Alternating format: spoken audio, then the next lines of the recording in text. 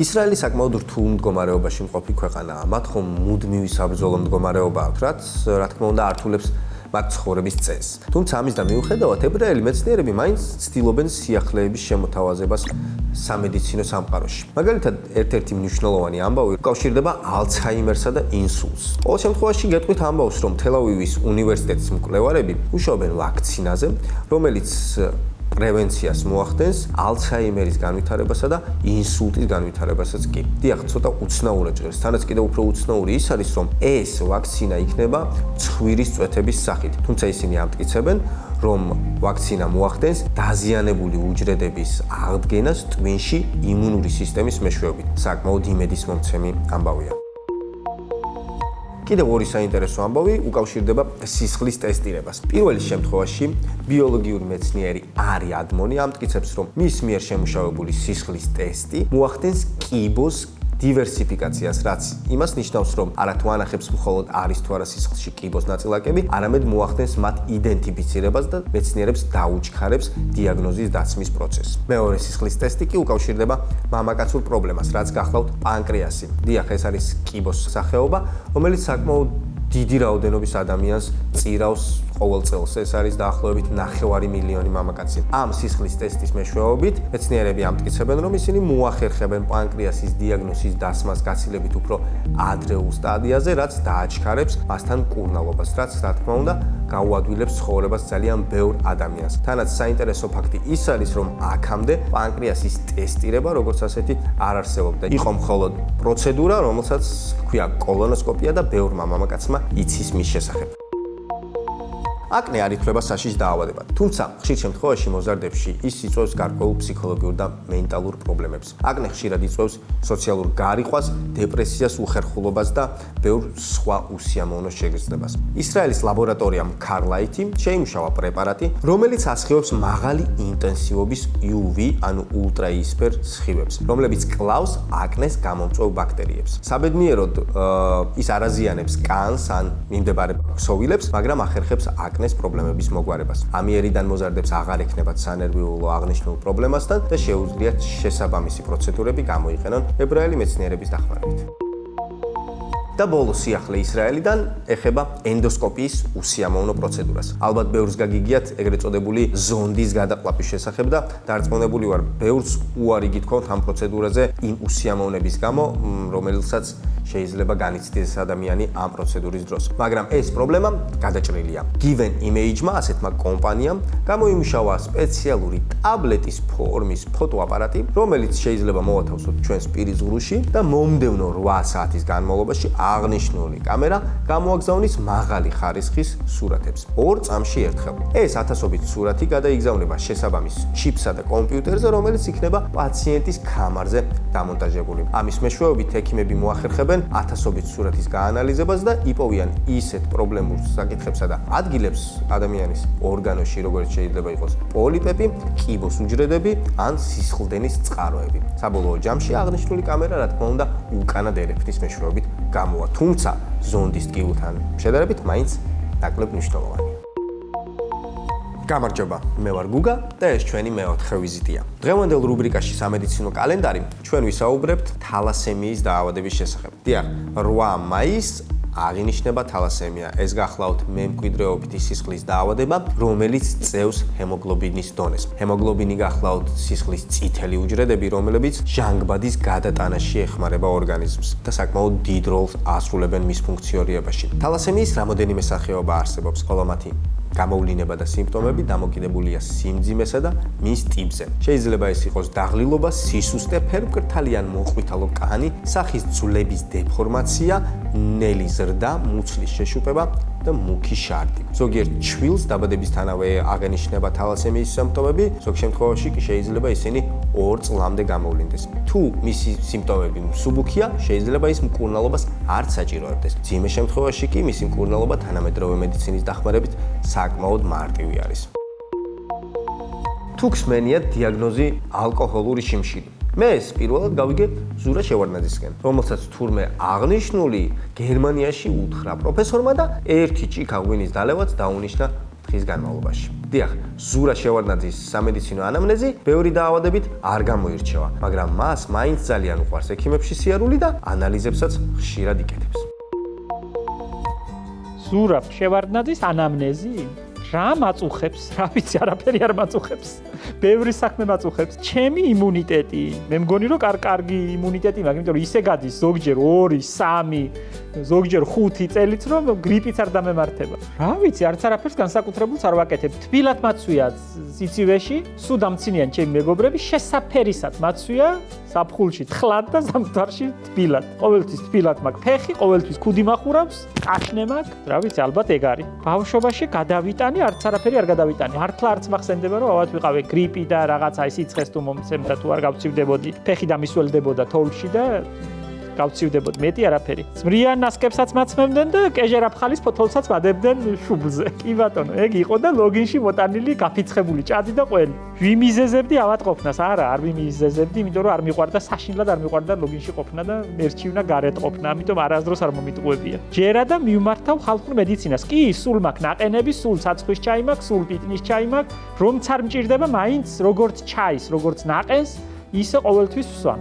ფარსმანდუკიც მიყვარს ხოლმე, თავშავა მიყვარს. სულ მაქვს რაღაცა ბალახები და კაფეშიც მაქვს სხვათა შორის ნარევი ჩაის. ჩვენი ბაღის თაიგული ქვია, ბარამბოს ჩაის დავლევ ხოლმე საღამოს ძალიან კაია აწნარებს. კარგია, რა ვიცი, აი ნაყენებად უფრო ზოგჯერ ცივად საფხულში ყინულებს ჩავყრი და ცივ ნაყენს დავლევ და ზამთარში ცხლად დავლევ ჩაის. ცოტა გაუაზრებლად სხვათა შორის, რომ გითხრა ახლა რომ მაღაზიებში ზივარ და ამას ითირკვლისთვის და ამას კუჭისთვის და ამას ტყუილი იქნება, ვერ მოგატყუებ. ხშირად დავდივარ ექიმებთან, სულ დავდივარ. ექიმებზე გიჟდები და ბევრი ჩემი თანამოქალაქისგან განსხვავებით გიჟდები ქართველ ექიმებზე. მე ვფიქრობ, რომ ასეთი ყურადღებიანები, ასეთი პატივის მცემელები, რავი, ჩემს მიმართ ასე არიან და ვერ ვიტან ისეთ ექიმებს, რომ მიდიხარ და კომპიუტერში რო აკაკუნებენ და შენ არ გიყურებენ. რამდენიმე არაჩვეულებრივად კარგი ექიმი მყავს ამოჩემებული, ფეხი რომ მტკივა, მაინც იმასთან მივდივარ, ნევროპათოლოგია და მაინც ან რამე თუ წამომტკივდება, კბილი. არ შემიძლია თუ ერთი წერტილიც გამიჩნდა სადმე. იმ წუთას ჩემს ზვირფას ლალისთან გავრბივარ და მოწესრიგებული მაქვს ყოველთვის. ერთი წერტილი არ მქონია არასდროს, არც ერთი კბილი არ მაკლია, არც ერთი კარიესი არ მაქვს. ასე ვიყავი სულ. ფული რომ არ მქონდა მაშინაც, სტუდენტობის დროსაც. არასდროს არ გადავდებდი კბილს. ყოველთვის მოწესრიგებული მაქვს. ვიკეთებ პროფილაქტიკულ ანალიზებს წელიწადში 2 ჯერ. არაფერი არ მჭირს. მაგრამ მაინც აუცილებლად მივდივარ და წელიწადში 2 ჯერ ვიკეთებ ყველაფრის ანალიზს. სხვათა შორის გერმანიაში იქაური დაზღვევა მაქვს. იქ მუშაობ მე ჯერ კიდევ. ბონის ბოტანიკურ ბაღში ვარ გაფორმებული და მეკუთვნის იქაური დაზღვევა. და გერმანიაში რომ ჩავდივარ, ვიკეთებ ყველაფრის ანალიზებს და როგორი ანალიზები მაქვს, იცით, ერთმანეთს უხმობენ ექიმები. ცინკიც ნორმაში აქვს, ცინკიც ასე ეძახიან ერთმანეთს. ყველაფერი წესრიგში მაქვს. მოგიტეხია აქ მეკითხებით. არაფერი არ მომიტეხია, ჯანმრთელი ვარ, ჯანსაღი ვარ. გავიკეთე ოპერაცია, მარტივად გადავიტანე. კუჭი მაქვს და პატარავებული მეტია, მოვიბძღვენი ნახევარი ორგანოები, მეტი რა უნდა მექნა. ძალიან მსუქანი ვიყავი, რო ვდგებოდი ეს სავარძელი მომყვებოდა. ვერ ვაკონტროლებდი ჭამას. სულ ჭამდი შოკოლადები მედუასე და ხილზე ვგიჟდებოდი და ბევრს ჭამდი და ძალიან ვსუქდებოდი. ძალიან გავსუქდი და მივხვდი რომ ამას ჩემით ვერ მოვერევი და დათო აბულაძემ გამიკეთა კუჭის ოპერაცია. ეს არც მithქვამს მე მგონი არსად ასე. ვერ გადავიტანე მარტივად კინაღა მოვკვდი. ძალიან გამიჭირდა, ძალიან. ემოციურად გამიჭირდა, ძალიან დავკარგე წონა. წონა 60 კილო ვარ დაგლებული. წონასთან ერთად დავკარგე ემოცია და ჩემი საქმე ემოციის გარეშე არ გამოდის და ამას კინაღამ გადავყევი. ძალიან გამიჭირდა ემოციურად, ძალიან. აი გასულ ზამთარს გახდა 3 წელი და ახლა მოვედი ჭკუას. ყველაზე რთული პერიოდი იყო ჩემს ცხოვრებაში. COVID-19 დროს მე იმდენი საქმე მქონდა, რომ არაფრისთვის საქმის გარდა არ მეცალა და ბევრი ვიშრომე, თესავდი, გავდი, ბევრს ვშრომობდი ძალიან. COVID-ის დროს გავაათმაგე ჩემი შრომა. ემოციური ვარ და აფეთქებები, ეგ ყველა მიცის, მაგას ჩემი მოყოლა რა თუნდა თუ გადავირიე ჩემი მტრისას. სასიხარულოსაც და ტრაგიკულსაც ვიღებ ათმაგი დოზი. ძალიან განვიცდი ყველაფერს, ყველას, ძალიან ვიცი დარდი, კი ბატონო, ძალიან ემოციური თუ ავფეთქდი ჩემი მტრისას. მეც არ მომწონს ჩემი თავი იმ მდგომარეობაში. ცუდად მახსოვს. ცუდად მახსოვს ღალატი ადამიანის გაწმილებები მახსოვს ცუდად, წყენები მახსოვდება, რა ვქნა არ მავიწყდება და რა ვქნა ძალა. დასვენება მიყვარს, ნამდვილად მიყვარს დასვენება, შრომაც ვიცი, თავ გადადებული და დასვენებაც თავ გადადებული. ზამთარში 1 თვე და საფხულში 1 თვე მამაზეციერი ვერ მიპოვის. ეგ მაძლევს მე ძალას მომავალი 6 თვისთვის რომ ვიშრომო და თავგადადებული ვიყო და უმასპინძლო და ვიყო ამდენ საქმეში. სხვა და წამოკოტრიალება არ მიყვარს, არ შემიძლია. ადამიანებთან მიყვარს, თა მიყვარს, ეგზოტიკა მიყვარს, სიუცხოვე მიყვარს, ახალი ემოციები და ახალი სივრცეები მიყვარს. მარტივად ვიტან გზავრობას კი შემიძლია ვიძინო მანქანაში და ისე ჩავდივარ გურიაში ვერ გავიგებ საერთოდ. ჯანსაღი ცხოვრების წელი კი მე ვფიქრობ რომ ჯანსაღად ვცხოვრობ ისეთ პროდუქტებზე მე რაზეც მიმიწვდება ხელი ბევრი ამაზე ვერ ციოცნებებს. ხათამი თვითონ მყავს, ბოსტანი თვითონ მაქვს, ყველაფერი მაქვს ირგვლივ იმდენი სამყოფი ჩემთვის და ჩემი სტუმრებისთვის რომ არ მჭირდება ბევრი რამის ყიდვა. ბაზრებში დავდივარ ძალიან ხშირ ვცნობ, ამასაც ხომ მნიშვნელობა აქვს. ბევრი ადამიანი ცდილობს იყიდოს, მაგრამ ვერ ცნობს ამ ჯიშებს, არ იცის, მე არ გამომეპარება. საუკეთესოს ვიყიდი, საუკეთესოს მოვძებნი, მინდვრის ფხალის დროს მინდვრის ფხალს მოვძებნი, კარგი სულგუნის არჩევა ვიცი, კარგი ქათამი ვიცი, სოფელში ნაცხოვრები ვარ, ბევრი რამე ვიცი და ამიტომ არ მიჭირს ამორჩევა. გიჟდები კაი ჭამაზე კაცო, კაი ჭამა ვის არ ვინმე იცი რომ კაი ჭამა არ უყვარდეს? ისე მიყვარს, შოკოლადებიც მიყვარს, შოკოლადები ხო რა ჯანსაღი ყვება. ლოგინის ქვეშ მიდევს ხოლმე და გამოვაჩოჩებ და ვჭამ. გიჟდები კაი შოკოლადებს. არ შემიძლია 9 კილო შევჭამ. აი რა პროდუქტებზე ვამბობ უარსო, აი შოკოლადზე ვერ ვამბობ უარს. და კიდე არაფრით არ შემიძლია ჭადი და ყველის გარეშე. რაც არ უნდა საჭმელი მქონდეს, თუ ჭადი და ყველი არ მაქვს, ის სადილი სადილად არ ითვლება. სულ მინდა, სულ მენატრება შემიძლია ვისაუზმო, ვისადილო და ვივახშმო ჭადი და ყველი. კაი, პამიდორი მეტი არაფერი არ მინდა. ტოროლა ქვია მაგას, დილას რო იღვიძებს ხო და ადრე ვდგები ძალიან ადრე. მე 2 საათზე დაღლიდი ვარ ხო. ჩემი ჯანმრთელობისთვის ყოველ დღე რას ვაკეთებ და ვშრომობ, რა ვიცი, მე ვარჯიში არ ვიცი, ჩემ დღეში არ მივარჯიშია, ფეხბურთი ჩემ დღეში არ მითამაშია, სპორტით არასდროს არ დავკვევებული ვარ, ტრენაჟერებს ვერ ვიტან, მთელი დღე ვშრომობ, დავდივარ, მასპინძლობ, მუშაობ, ბაღში, ვგავ, თესავ, ეგ არის ჩემი ჯანმრთელობაც და არაჯანმრთელობაც, რა ვიცი. როგორი მამა ვარ, როცა ესმა ავად ხდება. ესმა არ ხდება ავად, არ ყოფილა ესმა, უკვე 7 წლისაა და არასდროს ავად არ გამხდარა. აი, სიცხეც არ ქონია. რა ვიცი, ამიტომ მაგ მხრივ შვიდად ვარ და მიხარია რომ ჯანმრთელი. ალკოჰოლი ჩემს ცხოვრებაში. იცი რა? არ მიყვარდა მე დალევა, არ მიყვარს. მაგრამ ერთხელ ექიმმა დამისვა ეგეთი დიაგნოზი გერმანიაში პროფესორმა, ალკოჰოლური შიმშილი. ეგეთი დიაგნოზიც არსებობს თურმე. და მითხრა რომ თქვენ ქართველი ადამიანი ხართ და თქვენ გენეტიკურად ქართველებს გჭირდებათ. აი, წამალივით დამინიშნა და მითხრა რომ საღამოობით ერთი ჭიქა ღვინო აუცილებლად დალიეთ ვახშმად. და მაშინ მჭირდებოდა რაღაცა ფერმენტულად, რა ვიცი, როგორ იყო, არ ვიცი და მაშინ დავიწყე, ეს იყო 8-10 წლის წინ. და მას მერე საღამოობით თუ კი ახლა მყავს ვინმე, მარტო ვერ დავждები და ვერ დავლებ სადილზე ახლა ღვინოს და თუ კი ვინმე მყავს რომ მიურტყა, 1 ან 2 ჭიქას სიხარულით დავლებ საღამოს. მეშინი არ დამემართოს, რა ვიცი, კიბოსი მეშინია, იმდენი ახლობელი დავკარგე ირგვლივ რომ აი ესე უცებ თან, რაღაც მეშინია, რა თქმა უნდა, არ მინდა არც მე და არც შემსახლებელს, არ მინდა, რა ვის უნდა ხლე. მე ვარ ზურა შევარდნაძე და მე მგონი მე არ ვარ პაციენტი. ფილტვის კიბო მსოფლიოში კიბოსთან დაკავშირებული დაავადებების შორის ყველაზე მაღალი სიკვდილიანობით გამოირჩევა. ეს საკმაოდ დიდი პრობლემაა და ამ პრობლემის გამომწვევი მთავარი მიზეზი არის მოწევა, რომელიც პასუხისმგებელია 85% შემთხვევებზე. თუმცა მიუხედავად ამისა, პულმინოლოგების, ფტიზიატრებისა და ბრონხოლოგების ყურადღება სხვა დაავადებამაც მიიჩნია. ეს არის ფქოდი. დიახ, ჩვენთვის შეიძლება ეს ახალი ტერმინია, თუმცა მსოფლიო მასშტაბით მის მიერ გარდაცულ ადამიანთა რაოდენობა უკვე საკმაოდ დიდ მასშტაბებს აღწევს. რასთან არის დაკავშირებული აღნიშნული დაავადების გამომწვევი მიზეზები, ამას გავიგებთ ჩვენი სტუმრისგან. კახა ვაჭარაძე, პულმინოლოგი, ფტიზიატრი, პროფესორი, მედიცინის მეცნიერებათა დოქტორი. მოგესალმებით. გრძელდება ჩვენი ვლოგი და ჩვენი მორიგი, ესე ვთქვათ, რუბრიკის სტუმარი იქნება ძალიან საინტერესო ადამიანი, პულმონოლოგი, ფტიზიატრი, თბილისის სახელმწიფო სამედიცინო უნივერსიტეტის პროფესორი, რა თქმა უნდა, მედიცინის მეცნიერებათა დოქტორი და საქართველოს რესპირაციული ასოციაციის პრეზიდენტი ბატონი კახა ვაჭარაძე. კიდევ ერთხელ გამარჯობა და პირველ რიგში დიდი მადლობა რომ გამონახეთ დრო, რადგან როგორც ვიცი, დრო გაქვთ ძალიან ცოტა. ისიც მსმენია რომ ხშირ შემთხვევაში გიწევთ გვიან ღამემდე პაციენტების მიღება. მოგესალმებით, მიუსვამები ჩვენ მაყურებელს, მსმენელს. პირველ რიგში დიდი მადლობა მოწვევისთვის. მოგეხსენებათ რომ რესპირაციული, ანუ სასუნთქი სისტემის დაავადებები, ეს არის ერთ-ერთი ლიდერი დაავადებები თავისი გართულებებით და რასაკვირველია სამწუხაროდ ლეტალობით, ანუ სიკვდილიანობით. ანუ ძალიან მნიშვნელოვანი თემაა, რომელსაც თქვენ დღეს შეეხეთ. ზოგადად ჩვენთან სოციუმში ცნობილი არის უფრო ესე ვთქვათ ტრადიციული დაავადებები, როგორც არის ფილტვების ანთება და უშუალოდ ასთმა, ტუბერკულოზი ასევე საკმაოდ გავრცელებული, მაგრამ როდესაც ვემზადებოდი გადაცემისთვის, აღმოაჩინა, რომ არის ჩემთვის ყოველ შემთხვევაში სრულიად უცნობი. საუბარი მაქვს, უნდა ჩავიხედო ქრონიკულ ობსტრუქციულ ფილტვების დაავადებასთან.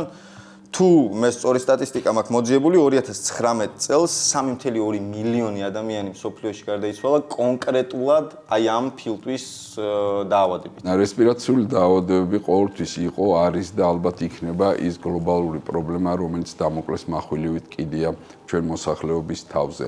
ერთ-ერთი ჩვენ შეგვიძლია დავასახელოთ, რომ რესპირაციული დაავადებებში გამოიყოფა სპეციალური თავი, რომელსაც ჰქვია ინფექციური დაავადებები რესპირაციის. ეს არის პნევმონიები, ბრონხიტი და ასე ვთქვათ, ეგრეთ წოდებული საშიში და სტიგმით მოცული დაავადება, რასაც ჰქვია ტუბერკულოზი. დაავადებები ინფექციური ვრცელდება აირწვეთოვანი გზით. ხველების, ცემინების, საუბრის, ლაპარაკის დროს ადამიანი გამოყოფს დაახლოებით 300,000-დან 3 მილიონამდე ვირუსს და ბაქტერიას. ახლა წარმოიდგინეთ, როგორი იფრქვევა ეს სივრცეში და რამდენი ადამიანის დასნებოვნება შეუძლია. მაგალითისთვის მოვიყვან, რომ ტუბერკულოზით დაავადებული, აქტიური ფორმით დაავადებული ერთი პაციენტი ასნებოვნებს წელიწადში 15 ადამიანს. ახლა ის 15 კვლავ 15-ს და ესე შეგვიძლია გავითვალისწინოთ ესდება. რაც შეეხება მეორე ჯგუფს დაავადებების, ეს არის ობსტრუქციული დაავადებები და ის სწორედ ჩვენ საზოგადოებაში უფრო ხშირად ვახსენებთ და პაციენტებმა უფრო ხშირად იციან ისეთი დაავადება, როგორც არის ასთმა.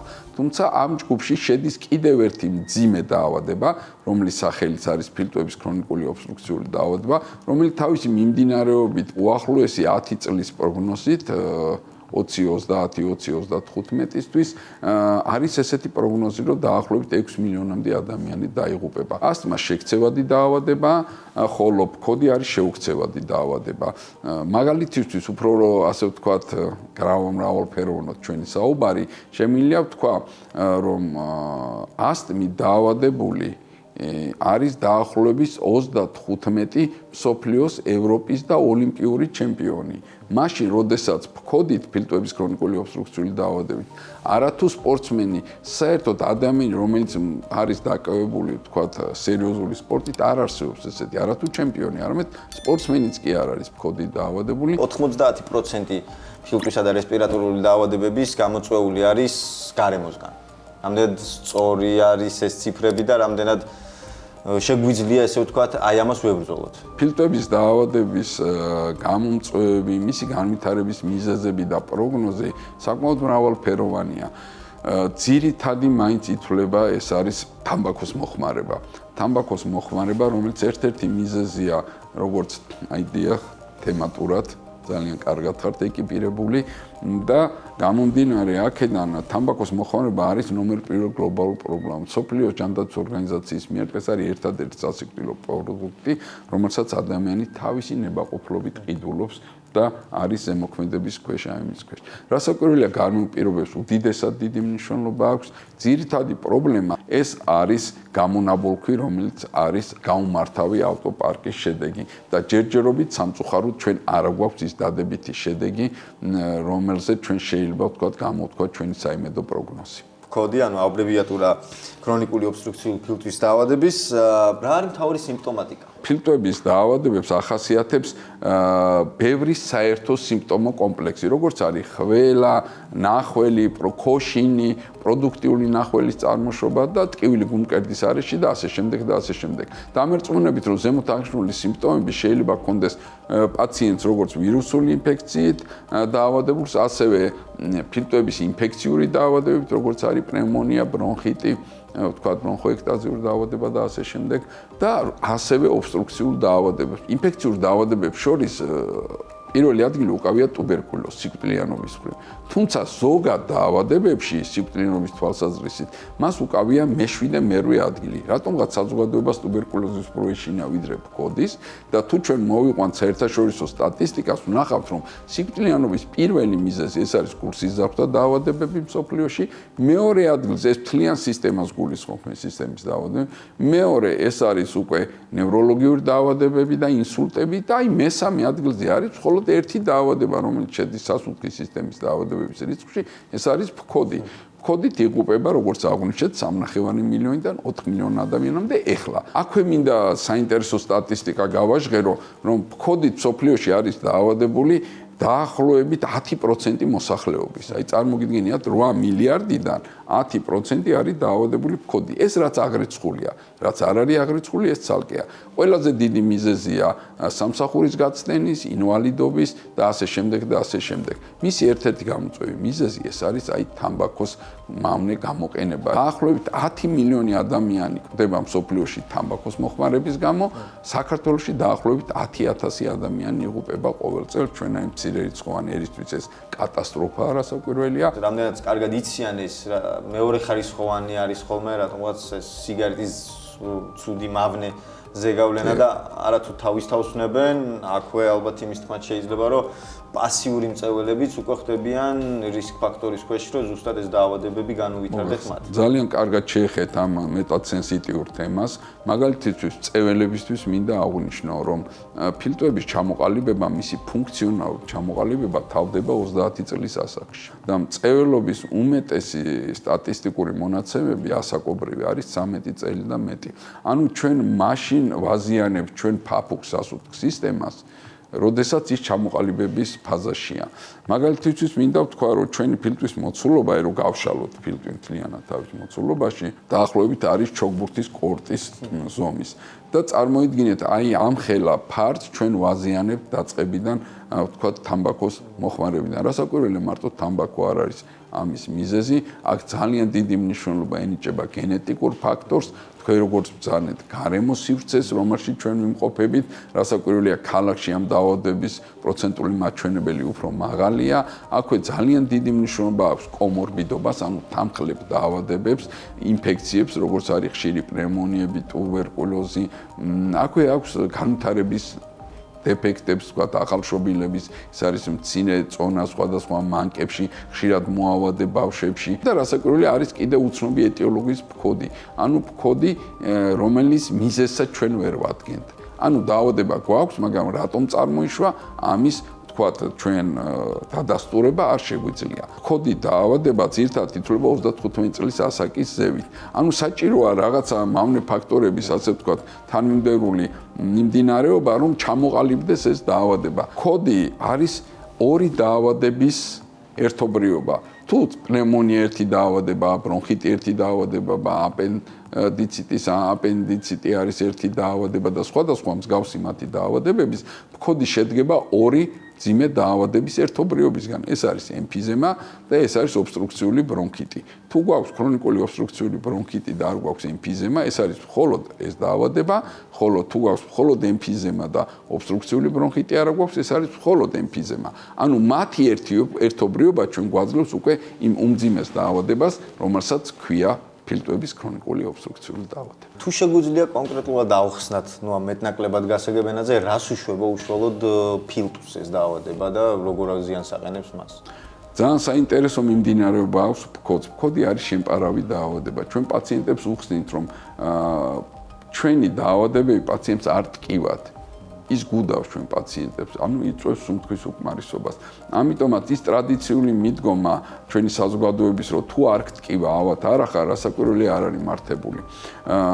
ფქოდის პირველი სიმპტომი ეს არის ქოშინი, დაღლა, ჰაერის უკმარისობა, ნახველის გამოყოფა. რასაკვირველია დიდ როლს თამაშობს ის გეოგრაფიული მდებარეობა, სადაც არის პაციენტი დაბადებული. აქვს ამასაც მნიშვნელობა, რა გარემოში იზრდებოდა, თამბაქოს მწელველობის ისტორია, საოჯახო ისტორია და რასაკვირველია გენეტიკური ფაქტორები. არის ესეთი ძალიან საინტერესო კვლევა, რომელსაც ქვია ალფა-1 ანტიტრიფსინის ფერმენტის დიაგნოსტირება, რაც პირდაპირ განსაზღვრავს ორგანიზმში ემფიზემისა და ბულოზური ემფიზემის განვითარებას. და ასე შემდეგ და ასე შემდეგ. თვით ფქოდის დიაგნოსტიკას აქვს უაღრესად დიდი მნიშვნელობა, იმიტომ რომ ის არ დაკავშირებულია ძალიან ფაქის, რუტინულ და ძალიან საინტერესო კვლევებთან, რომელიც შეიძლება აბსოლუტურად უმტკივნეულოა და ყველამ ჩაიტაროს პრევენციის მიზნით, ხო? ეს არის რასაკვირველია პრიორიტეტი ენიჭება სპირომეტრიულ კვლევას, ეს არის ფილტვების ფუნქციონალური კვლევა, რომელიც დღეს ძალიან პოპულარულია მთელ მსოფლიოში და მათ შორის საქართველოში ძალიან აქტუალურად გამოიყურება და გამოიყენება ჩვენი ექიმების მიერ და თავისუფლად შეუძლიათ მიმართოთ ჩვენ პაციენტებს, ვინც მწეველია და პრევენციის მიზნით შეიმოწმოს თავი და მეორე რასაკვირველია ეს არის რადიოლოგიური კვლევა, განსაკუთრებით ბოლო წლების მიღწევები, როდესაც აქცენტი კეთდება მაღალი რეზოლუციის, ანუ მაღალი სიხშირის კომპიუტერულ ტომოგრაფიაზე. რატომ? ერთი გვიჩვენებს ჩვენ, ანუ ფილტვში ორგანულ ცვლილებებს, ეს იქნება ბულები თუ გადაგვარებული ფილტვის ქსოვილი, ხოლო მეორე სპირომეტრია გვიჩვენებს ჩვენი ფილტვის ფუნქციონალურ მდგომარეობას. აი ამ ორი კვლევის ერთობლიობის საფუძველზე ჩვენ შეგვიძლია დავსვათ დიაგნოზი, რასაც ქვია ფილტვების ობსტრუქციული დაავადება და მათ შორის მისი შემადგენელი ერთ-ერთი უფრო ყველაზე რთული დაავადება, რასაც ქვია ფილტვების ქრონიკული ობსტრუქციული დაავადება. დაავადების პრევენციის მიზნით საქართველოში რამდენად მოდიან ხოლმე, იმიტომ ძირითადად მაინც არის მიდგომა არის, რომ არ მაწუხებს, არ არის შესამოწმებელი, ამტკივდა, გავიგებ რა მტკივა. სამწუხაროდ, როგორც თემ სოფლიოში, მათ შორის საქართველოში ზემოთაღრიცხვული დაავადების გამო მომართვიანობა არის უკვე გვიან მესამე, მეოთხე ხარისხის ფქოდის შემთხვევაში, როდესაც პაციენტი უფრო გრძნობს სიმპტომების მოჭარბებას, ის ქოშინებს, იღლება და ამისთვის არის ძალიან კარგად განვითარებული ტესტები, რომლის გამოყენება ძალიან მარტივია, ეს არის ქოშინის შკალა და არის მეორე ფქოდის შეფასების ტესტები. ანუ ეგრეთ წოდებული MRS და CAT შკალები, რაც ძალიან მარტივია დიაგნოზის დასასმელად, რამდენიმე პუნქტია მარტივი შეკითხვა, რომელიც თქვენ უნდა შეავსოთ და ეჭვი იქნება მიტანილი ამზე. მაგალითად, ავიღოთ ქოშინის შკალა, ხო?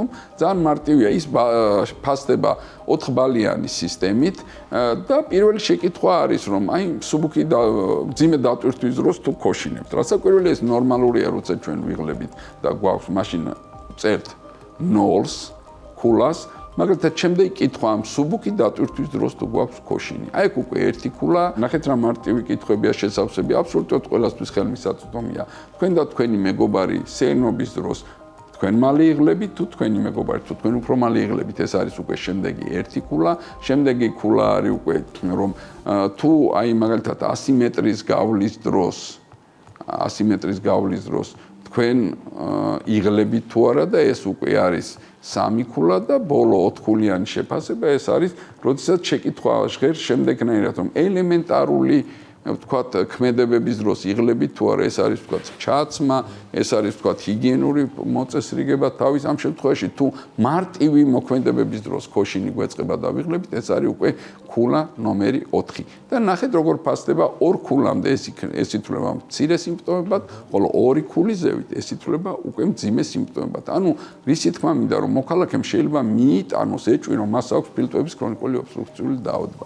იგივე შეეხება ეგრეთ წოდებული ფქოდის შეფასების ტესტებსაც, ანუ CAT შკალას. თქვენ აქვე ახსენეთ, რომ პრინციპში 35 წელი არის ძირითადი, ესე ვთქვათ, ასაკი ამ ფქოდის შემდეგაც გამოვლინდება და ბავშვებში რისკი არ არის.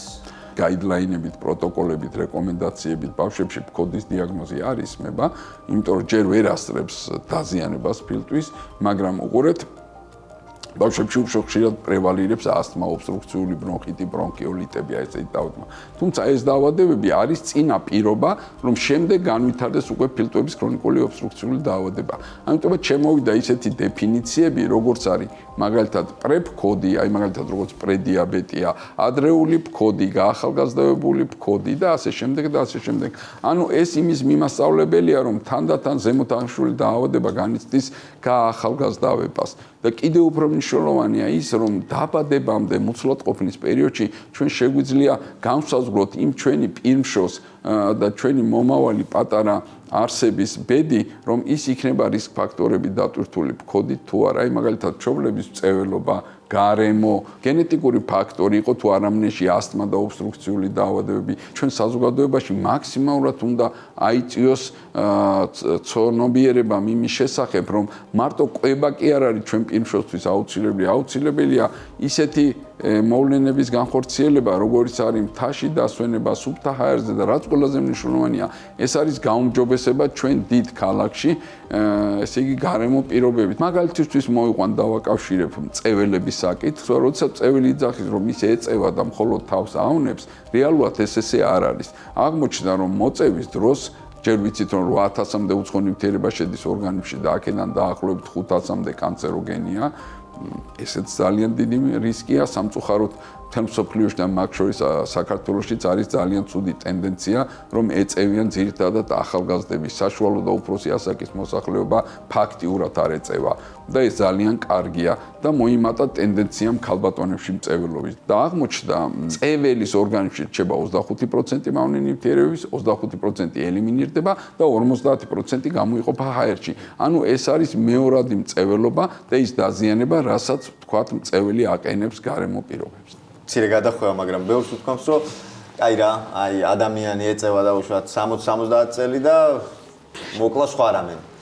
აი ეს რომ განუმარტოთ, რომ რამდენიც მე ვხვდები, ძალიან ხშირ შემთხვევაში შეიძლება ფილტვის სასუნთქი გზების პრობლემამ გამოიწვიოს სულ სხვა ორგანოს დაზიანება და დისფუნქცია. არ არსებობს არც ერთი ორგანო, რომლის დროსაც არ ზიანდება იმ ქიმიური, ფიზიკური და მექანიკური ზემოქმედების შედეგად ჩვენ ორგანიზმში მიღებული უცხო ნივთიერებების ასე ვთქვათ, მომავალში გამოვლინებას, როგორც წეველობის დროს, ეს არის ერთ-ერთი უმძიმესი სცენი. დღესდღეობით თამბაქო მსოფლიო ჯანდაცვის ორგანიზაციის მიერ არის გაიგივებული როგორც ნარკოტიკული მოქმედების, აი მინდოდა მე თქვა მსუბუქი მოქმედების, მაგრამ ამით არ მინდა ხაზი გაუსვა მწეველებისთვის, რომ ეს ჯერ კიდევ მსუბუქი და უნებელია. აქვე მინდა ხაზი გაუსვა იმ აქტუალურ თემებს, როდესაც არის საუბარი მარიხუანას მოხმარებაზე, სხვადასხვა აქროლადი ნივთიერებების მოხმარებაზე. რასაკვირველია, ის კიდევ უფრო მძიმე შედეგს ტოვებს. ამიტომაც ის ილუზია, რომ მარიხუანა არის ძალიან სასარგებლო და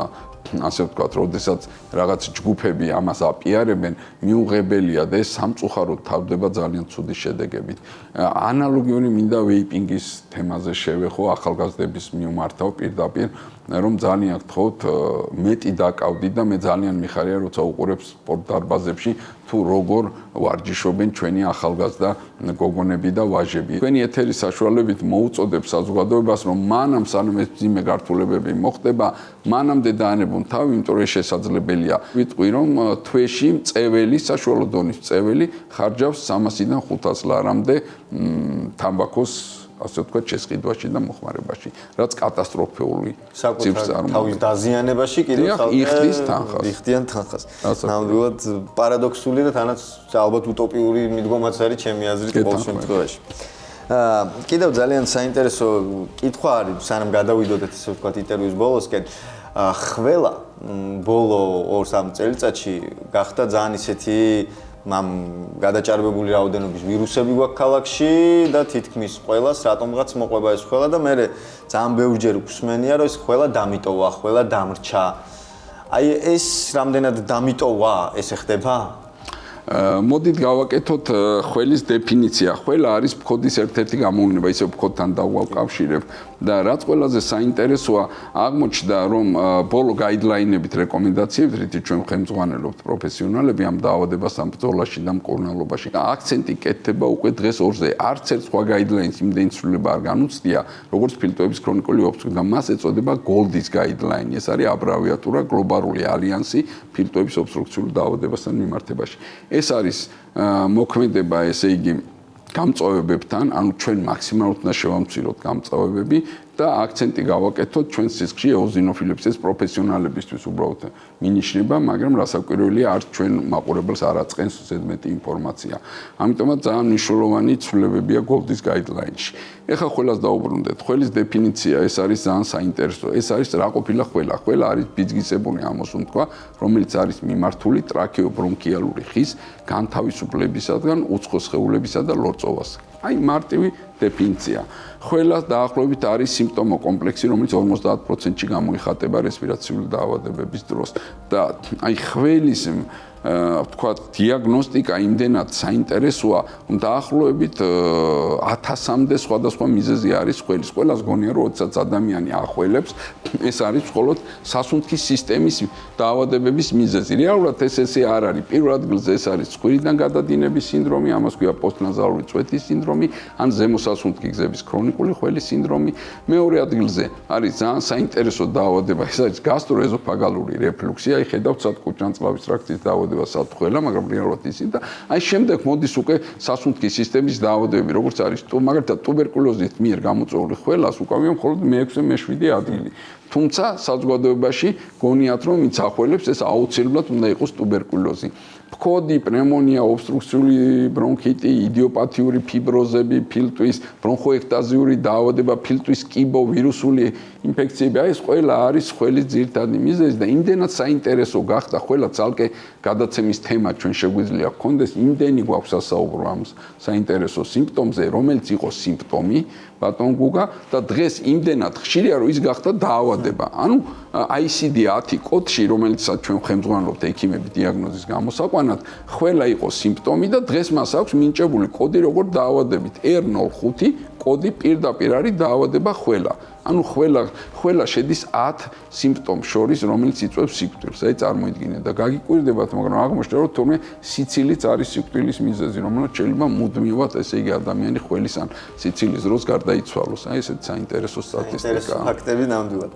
ინტერვიუს ბოლოსკენ ცოტა ტრადიციულ კითხვებზე გადავალ, ნაკლებად სამედიცინოზე, მაგრამ ძალიან მაინტერესებს ხოლმე თქვენ პირადად რატომ გადაწყვიტეთ ეს პროფესია და კონკრეტულად პულმონოლოგია რითი მიგიზიდეთ?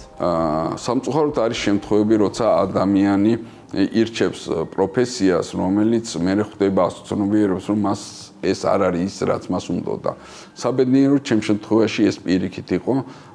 ჯერ კიდევ სკოლის მერხიდან ძალიან მინდოდა რომ გამხდარიყავი ექიმი და რაც შეეხება პულმონოლოგიას, ანუ ფილტვის დაავადებებს, მე მყავდა ბებია, რომელიც იყო რადიოლოგი, ანუ მუშაობდა რენტგენოლოგიურ განყოფილებაში და სრულიად პატარა ვიყავი ახალგაზრდა შემდგომ უკვე, როდესაც მივდიოდი ამ დაწესებულებაში და უყურებდი საინტერესო ფირებს და აი ეს იყო რენტგენოგრამები და ალბათ ეს არის ბავშვობიდან ჩარჩენილი ის მეხსიერებაში ჩარჩენილი ის საოცარი ასე ვთქვათ მოგონებები, რომლებმაც განაპირობა ჩემი შემდგომი პროფესია.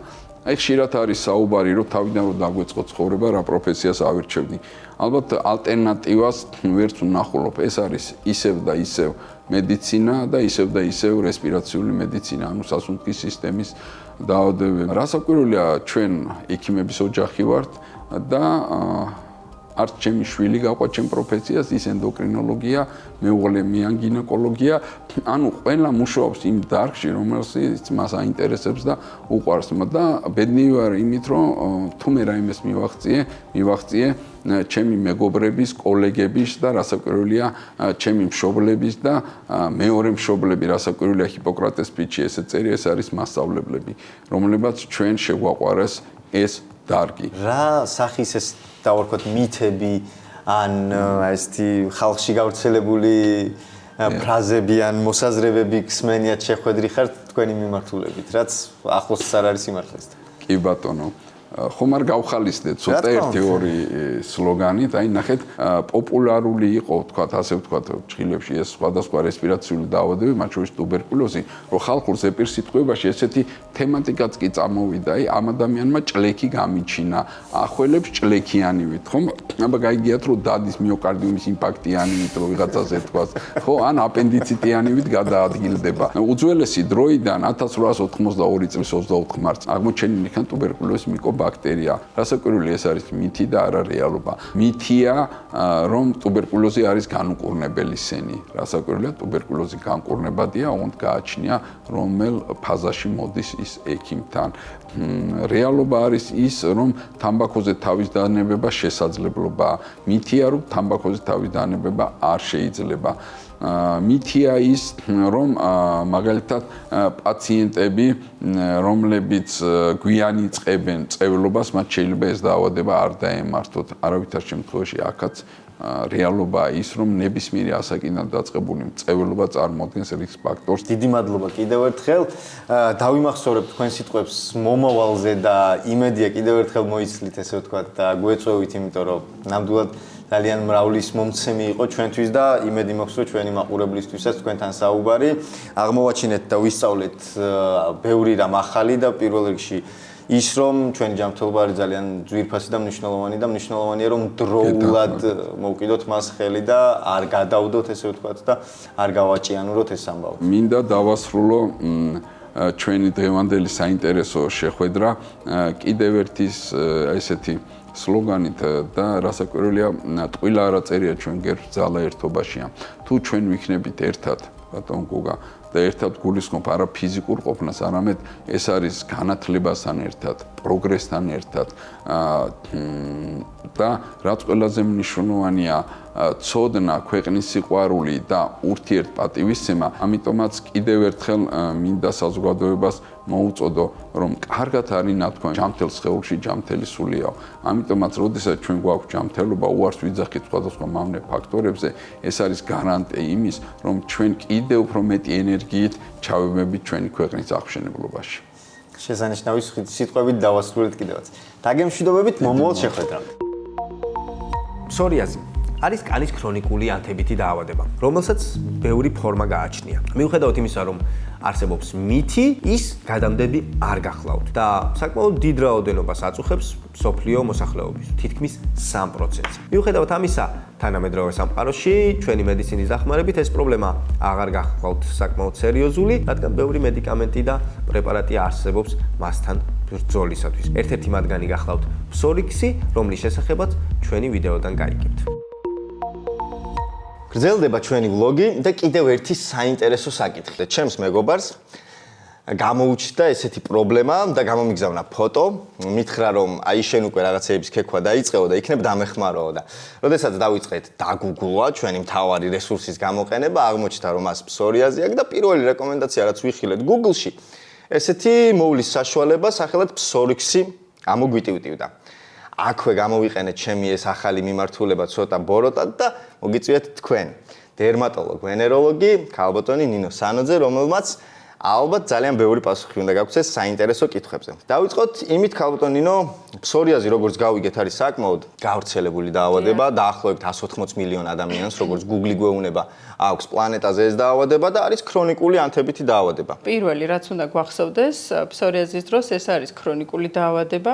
ხშირ შემთხვევაში ის არის გენეტიკურად წინასწარ განწყობილ ტიპებში და ეს არის აუტოიმუნური დაავადება. სამწუხაროდ მისი ზუსტი გაჩენის მიზეზი მედიცინამ არ იცის, თუმცა არის სხვადასხვა მიგნება, ესე რომ ვთქვათ, და სხვადასხვა ვარაუდები, რა ამწვავებს თვითონ ამ დაავადებას, რა დროს უფრო მეტად შეიძლება რომ გართულდეს თვითონ ეს დაავადება და ამავდროულად ძალიან ხშირად გვხვდება, როდესაც სტრესის ფონზე ვითარდება ეს დაავადება.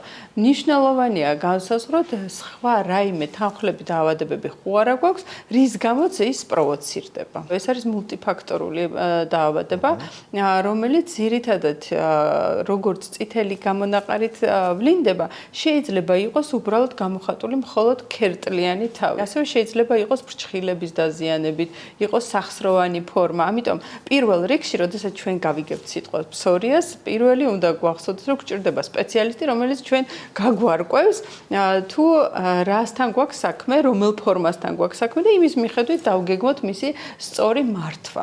რამდენად მწვავე არის საქართველოში მსოფლიო ტენდენციებს რო შევადარებთ? ძალიან ხშირია. ხშირია, როდესაც არ აქვს სწორად დიაგნოსტირებული. ეშლება სხვა დაავადებებში, განსაკუთრებით ის ფორმა, რომელიც არის მაგალითად არსებობს ნაოჭების ფსორიაზი, რომელიც შეიძლება მხოლოდ და მხოლოდ ნაოჭებში იყოს და შეიძლება წლების მანძილზე მკურნალობდნენ როგორც სოკოვან დაავადებას, ან დაუშვათ რაიმე უბრალოდ გაღიზიანებას და შემდგომ უკვე აღმოაჩენენ, რომ ეს ამდენი წელია მათ ფსორიაზი აქვთ. ასევე ხშირად ეშლებათ ხოლმე სებორეული დერმატიტი ფსორიაში, რადგანაც ის მხოლოდ არის თავის თმიან არეში დაუშვათ განვითარებული. ამ დროს ძალიან მნიშვნელოვანია, რომ მოხდეს სწორი დიფერენცირება აი ამ ორ დაავადებას შორის. ხშირად გვხვდებათ თუ არა თვითმკურნალობით გართულებული ძალიან ხშირად სამწუხაროდ, რადგანაც დღემდე საქართველოში არ აღმოიფხვრა ეს შინაურული მალამოებით მკურნალობა, ეგრეთ წოდებული ექიმბაშები.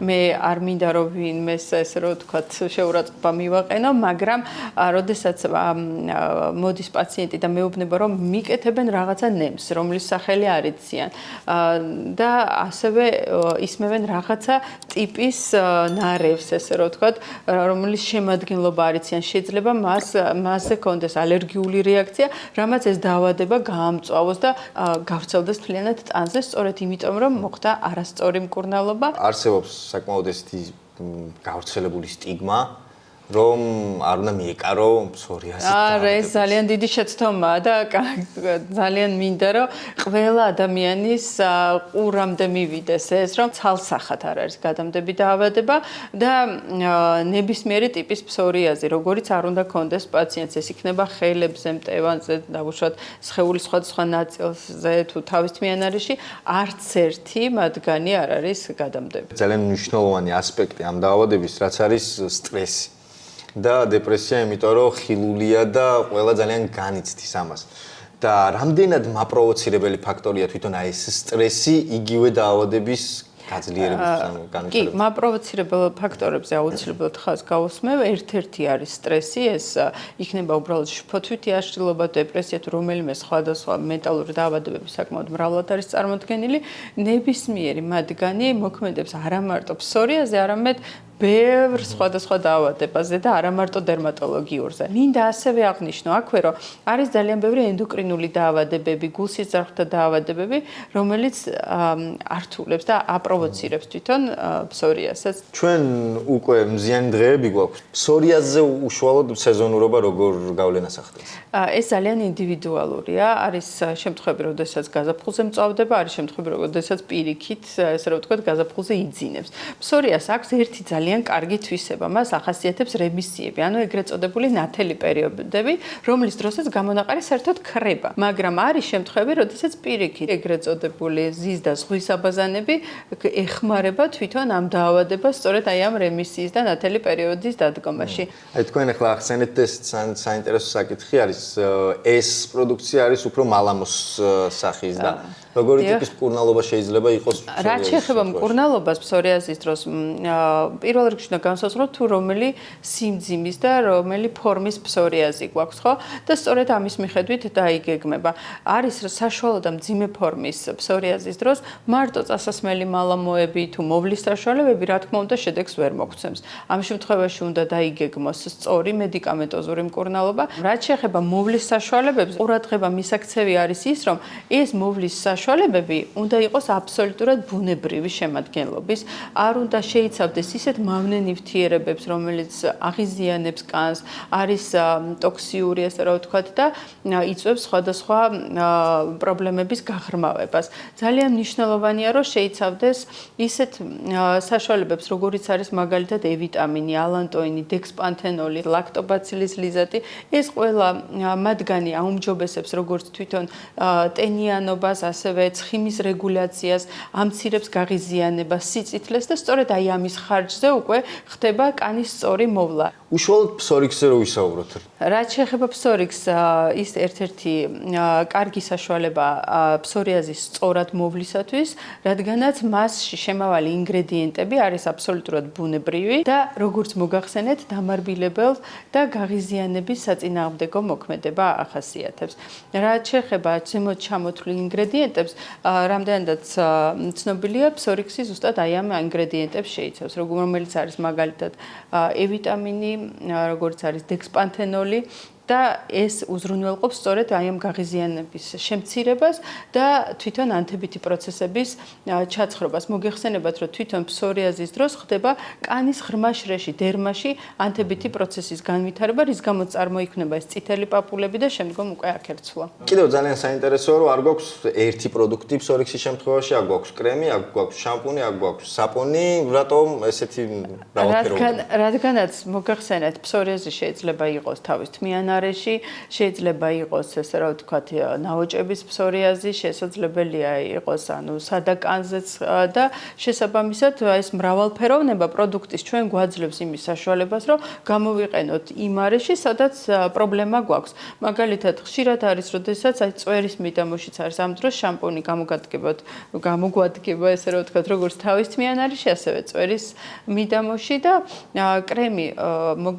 კრემი არ გამოიყენება თმიან არეში, ის გამოიყენება სადა კანზე ძირითადად.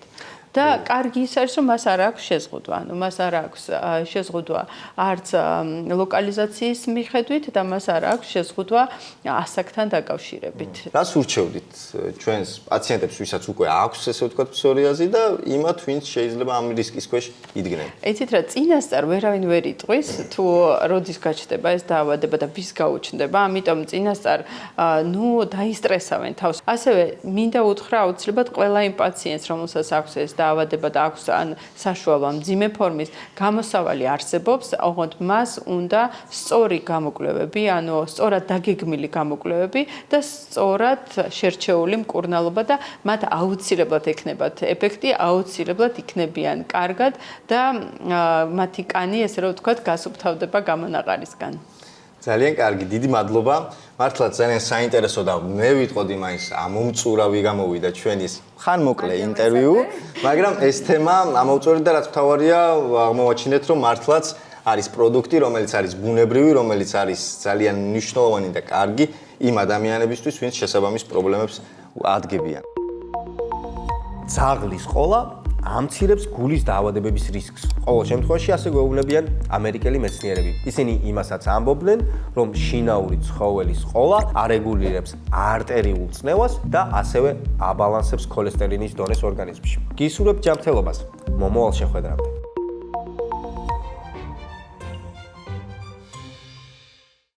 მედიკამენტების მიღების ინექციური ფორმები. წამლის ინექციით შეყვანის გზა, მარტივად რომ ვთქვათ, ნემსის გაკეთება. კანქვეშა, კუნთშიგა, ვენაში, ხერხემლის სვეტში და ასე შემდეგ. კანქვეშა ინექციის დროს წამალი კანქვეშ არსებულ ცხიმოვან ქსოვილში შედის და წვრილ სისხლძარღვებში, კაპილარებში გადაადგილდება სისხლის ნაკადთან ერთად.